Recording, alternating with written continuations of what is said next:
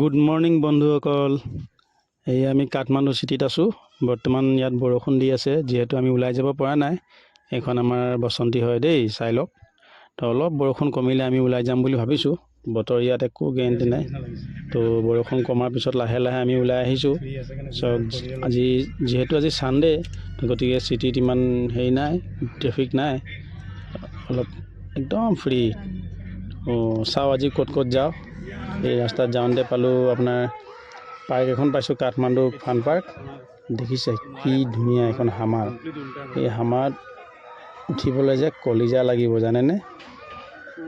বাপৰে, আমাৰ এইফালেতো তেনেকুৱা দেখা নাই যিহেতু। আৰু ইয়াতে অকণ টাইম থাকি আমি ওলাই যাম এতিয়া।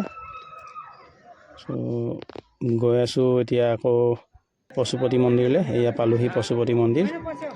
দেখিছেনে ইমান ভিৰ, যিহেতু বিশ্ববিখ্যাত পশুপতি মন্দিৰ। ইয়াত ফটো মোবাইলৰ এলাও নাই।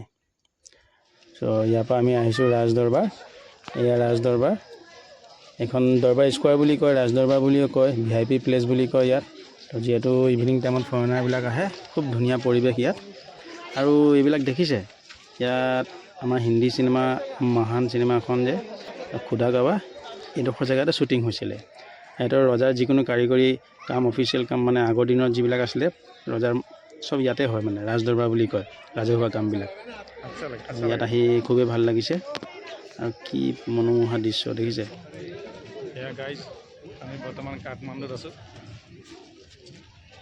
এয়া আমাৰ লগত আছে সঞ্জল, নাম কি ৰমেশ। আমি গৈ আছোঁ কাঠমাণ্ডু। বৰ্তমান ক'ত আহিলোঁ? দৰবাৰ স্কোৱাৰ। আমাৰ ছাৰ, আটাইতকৈ মেইন আকৰ্ষণীয় মানুহজন হৈছে এইজন পাম।